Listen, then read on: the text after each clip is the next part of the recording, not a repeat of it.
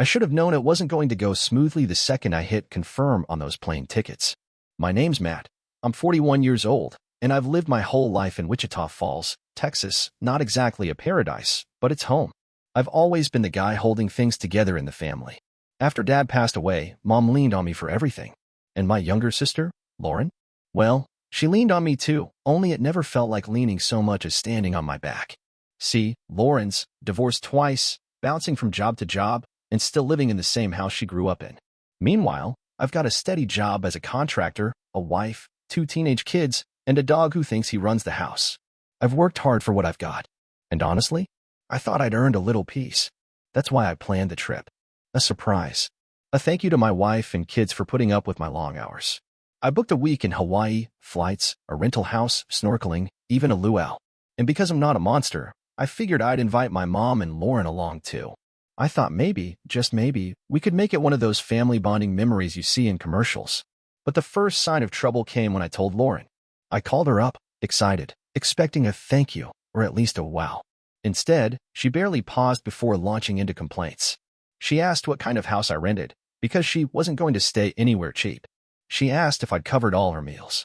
She even asked if she could bring her boyfriend, a guy I didn't even know she was seeing, some entrepreneur who sells supplements out of his trunk. I laughed it off, at first. Classic Lauren, right? Always pushing the envelope, always assuming the world owed her. But deep down, I felt something tighten in my chest. Like the weight of this gift wasn't just a ticket to paradise, it was a ticket to disaster. I didn't know then just how far she'd go to hijack it. A few days after I told her, Lauren posted about the trip on Facebook. Not in a so excited to go to Hawaii with my family kind of way. No, she posted a full itinerary she'd drawn up herself, tagging me like I'd already approved it. Beaches she wanted to visit, fancy restaurants she planned to eat at, spa appointments, shopping excursions. She even mentioned finally getting the master bedroom she deserved.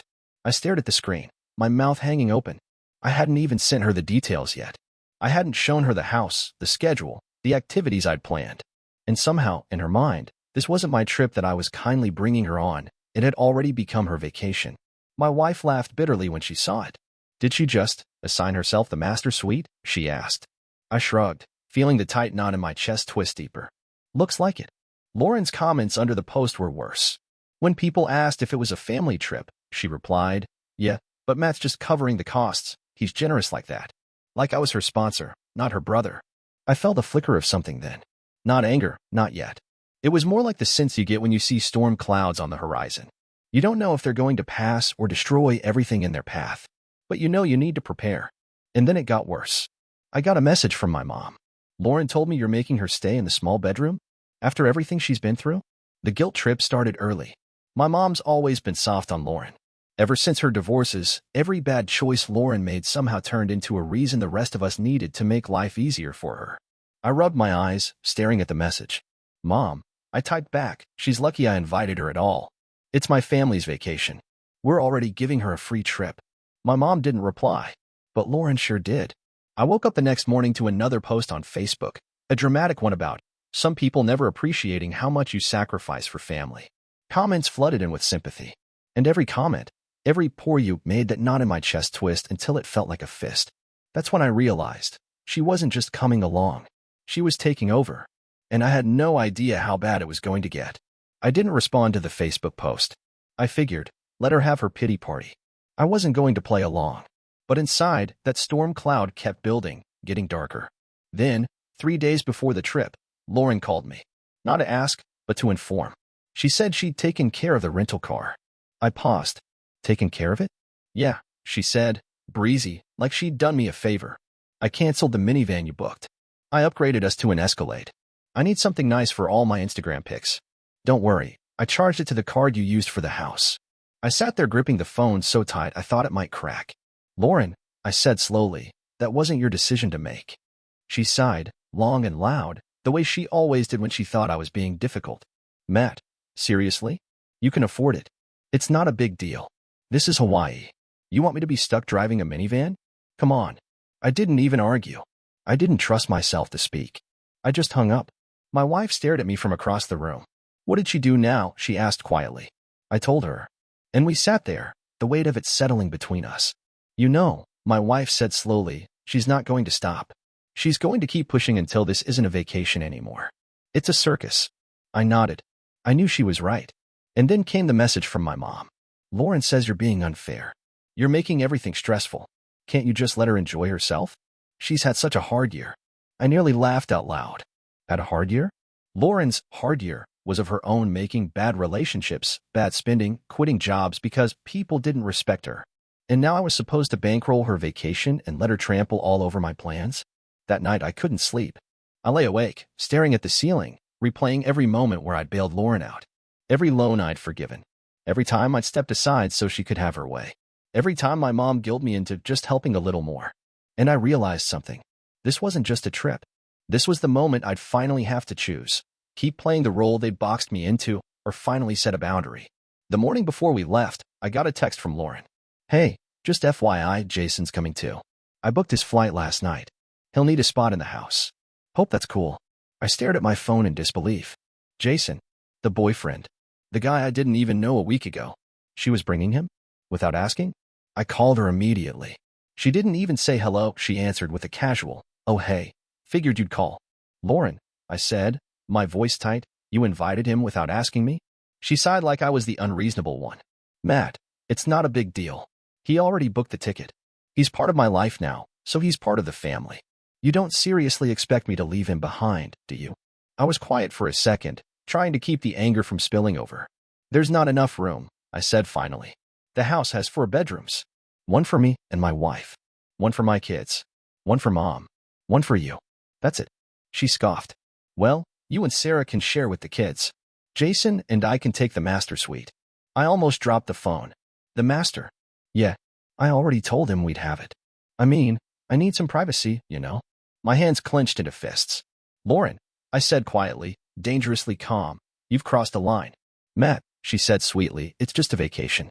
Stop being so controlling." That word, controlling, hit me like a slap. For years, she'd framed me that way whenever I pushed back.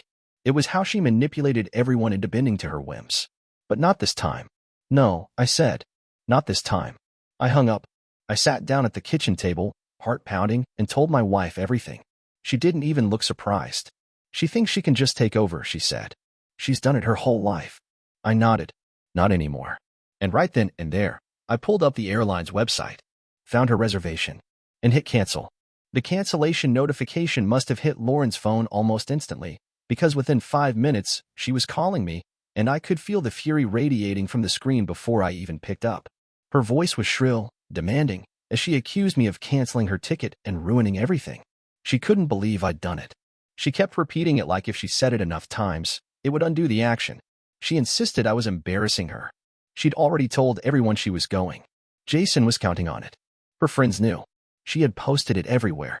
Now I was making her look like a fool, she claimed. And worse, I was ruining it for everyone. But to me, it was clear. She'd never planned to be a guest on this trip. She'd been planning to take it over, to make it hers, with me footing the bill. When I reminded her she had overstepped, she shifted tactics, calling me selfish, accusing my wife of turning me against her. It was the same old playbook she'd used for years, framing herself as the victim whenever things didn't go her way, shifting blame to anyone but herself. Then came the words that made my stomach twist. She told me not to worry about it. She wouldn't need the trip after all. And before I could ask what she meant, she hung up. Mom's message came moments later. Lauren had called her, sobbing, saying I'd kicked her out of the family vacation. Mom asked if it was true, sounding both hurt and confused. She told me Lauren had nowhere to go. That's when it all clicked. Lauren had left her job last month. Her lease was ending next week. She hadn't just been counting on this vacation as a getaway. She'd been counting on it as an escape hatch, as a transition, as a place to land until she figured out her next move. And now, she had nothing lined up. No fallback. For the first time, I realized the depth of the web she'd been weaving and that I'd just cut the last thread. We left the next morning. The airport was a strange mix of relief and unease. My wife and kids were excited, trying to shake off the tension of the past few days. But for me, there was a heaviness beneath it all, like a shadow trailing every step. I kept expecting Lauren to show up anyway. I imagined her storming into the gate, dragging a suitcase, claiming she had every right to come. But she never appeared. Instead, the messages kept coming. My phone buzzed constantly. First from Mom, asking if there was any way to make things right. Then from family friends, saying they'd heard Lauren was stranded, that she was homeless now, that I had abandoned her. The narrative had shifted fast from entitled sister to helpless victim. And through it all, I didn't reply. Somewhere over the Pacific, as the plane hummed softly and my kids dozed off against each other, I stared out the window and wondered, had I done the right thing? Or had I finally crossed into selfishness after all these years of being the reliable one? But then I remembered the look in my wife's eyes last night, that quiet pride when I canceled the ticket. I remembered the way my kids had hugged me tighter that morning, thanking me for the adventure. And I realized, this trip wasn't just about a vacation. It was about claiming my life back. When we landed in Hawaii, the air smelled like salt and sunlight. My wife took my hand. My kids ran ahead, laughing, already dreaming about the ocean. And for the first time in a long, long while, I felt free, even knowing the storm that would wait back home. That first day in Hawaii was everything I'd hoped for, and yet, the weight of it all never fully left. My kids splashed in the water, chasing each other through the waves, their laughter rising above the surf. My wife sat beside me in the sand, her hand resting lightly on mine. There was peace in that moment, simple and rare. But my phone kept buzzing. Each message was a thread pulling me back across the ocean. Lauren hadn't stopped. She posted photos of herself sitting on packed boxes, captions claiming she was literally homeless because her own brother left her out in the cold. Sympathy flooded her comments. Friends offering couches. Distant cousins shaming me publicly. And still, I said nothing. Mom called twice that afternoon. I let it ring. Then the voicemail came, tired, pleading, asking me to think of family, to remember how hard life's been for Lauren. It wasn't anger in her voice. It was something sadder, that same weary resignation she'd carried for years, a belief that Lauren's struggles meant the rest of us owed her something. But for the first time, I didn't feel guilty. Instead, sitting on that beach, I felt the strangest mix of grief and relief. Grief for the brother I had been, the one who said yes even when it cost him. And relief for the man I was choosing to be now. The sun sank lower, painting the sky gold and violet. My wife leaned her head on my shoulder. The kids built castles in the fading light. And I knew, I'd drawn a line. I'd done something no one expected. And once drawn, some lines can't be erased. It was the second night in Hawaii when I heard from Eric. Not Lauren. Not Mom. Eric. He hadn't been part of the mess so far. He wasn't even planning to come on the trip. We hadn't spoken much over the years, the kind of brother who showed up at holidays, stayed quiet, left early. But now, here he was, messaging me from back home. His message was short, almost cautious. He said he'd seen Lauren's posts. He said Mom had been calling him too, asking him to talk to me. But then he added something I didn't expect. He told me not to fold. He told me I'd done the right thing. He wrote that he'd always envied my patience with Lauren because he'd given up on her years ago.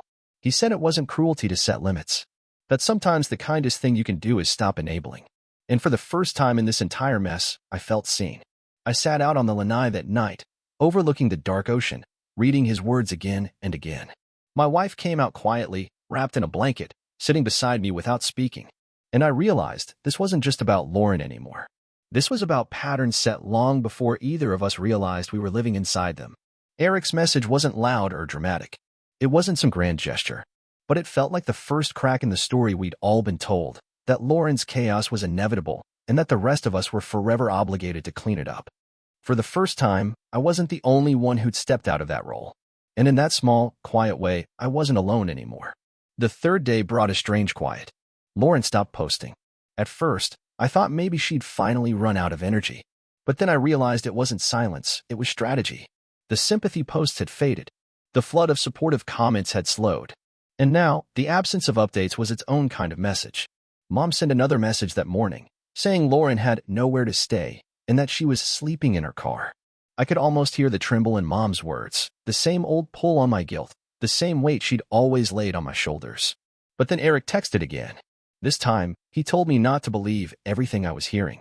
He said he'd driven past Lauren's old apartment the night before and saw her parked outside, not inside her car, but inside her friend's place, laughing on the porch with a drink in her hand. And just like that, the story shifted again.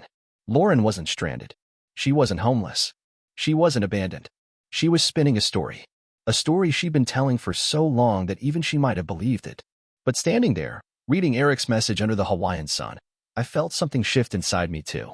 A piece of me that had always wanted to fix it, always wanted to explain it, always wanted to be the bridge between her chaos and everyone else's peace. That piece finally let go. I didn't answer Mom's message. I didn't call Lauren. Instead, I turned my phone off. I walked down to the beach where my kids were buried in the sand, laughing as the waves kissed their toes. My wife looked up from her book and smiled at me, soft and knowing. And I realized, some stories only lose their power when you stop reading them. And I was done turning her pages. By the fourth day in Hawaii, something inside me started to shift, though I couldn't quite put it into words at first. It wasn't a sudden change, not a dramatic revelation. It was quieter than that, like a slow uncoiling, a loosening of knots I hadn't even realized were tangled inside me. The days were long and sun-soaked, but not rushed. In the mornings, I found myself lingering over coffee on the lanai, watching the way the light shifted across the ocean. My wife sat beside me, her bare feet propped on the railing, a softness in her face I hadn't seen in years. The kids played quietly nearby, counting the little geckos darting along the railings, shouting triumphantly every time they spotted a new one. It wasn't the loud, chaotic kind of happiness. It was gentler, and I felt it seep into my bones. And for the first time in as long as I could remember, I wasn't thinking about fixing anyone else's mess. I wasn't scrolling through messages from Mom, waiting for another plea. I wasn't refreshing social media to see what drama Lauren had stirred up next. I wasn't holding my breath, bracing for the next fire I'd be expected to put out. Instead, I watched my daughter wade bravely into the surf, wobbling on her rented board, falling, getting back up, trying again. I watched my son dig deeper into the sand, building crooked castles, laughing as each wave lapped closer and closer, daring it to reach him. I watched my wife lean back in her chair, tilting her face to the sun, a peacefulness settling across her like a blanket. And in that stillness, a strange truth settled over me. This wasn't the family trip I'd envisioned. I'd pictured something bigger, louder. I'd imagined us all together, Mom, Lauren, maybe even some distant cousins. I'd imagined smiles across the table, laughter echoing over shared meals, old wounds somehow healing just by being in the same place at the same time. I'd wanted that picture. I'd worked so hard to make it happen. But that picture had never been real. What was real was here, right now. My wife, my kids, the waves, the breeze, the soft sigh of the island wrapping around us. Smaller, quieter, but honest. And for the first time, I realized, this wasn't failure. This wasn't brokenness. This was freedom. I hadn't brought my whole family to Hawaii. I'd brought the family that showed up. The family that stayed. And maybe that was enough. Maybe it was everything. By the time we flew home, something in me had shifted permanently. I could feel it as the plane touched down, as we gathered our bags, as we stepped back into the familiar hum of ordinary life. The air was colder. The skies were duller. But inside, I carried a warmth I hadn't known I'd been missing. Messages waited for me. Dozens of them. Mom's voice messages, still pleading. Family friends weighing in, some gently, some sharply, all urging me to reconsider. And Lauren, she had written paragraphs, full of twisting words, half accusation, half justification. She painted herself as abandoned, misunderstood, betrayed. But for the first time, I didn't feel responsible for her story. I wasn't the villain in it. I wasn't the rescuer either. I simply wasn't in it anymore. And that was its own kind of freedom. At home, the mail piled by the door, bills and flyers and reminders of the life I'd briefly left behind. The house felt smaller than I remembered, but safer too. The kids unpacked shells from their bags, lined them up on the windowsill. My wife opened the suitcase, folded clothes softly, humming under her breath. I stood in the doorway and watched them, feeling a quiet certainty settle over me. This trip hadn't gone the way I'd planned. It hadn't brought the big reconciliation, the picture-perfect family reunion. It hadn't mended every broken thread, but it had done something better. It had shown me who was willing to meet me where I stood, who was willing to stay. And maybe that was all I'd ever needed. Not a family built on obligation, on guilt, on old debts never repaid, but a family built on choice. A family that chooses you back. And as I stood there, watching my kids scatter sand across the floor, hearing my wife's quiet song weaving through the air, I realized something simple and profound. I hadn't lost my family. I'd finally found it.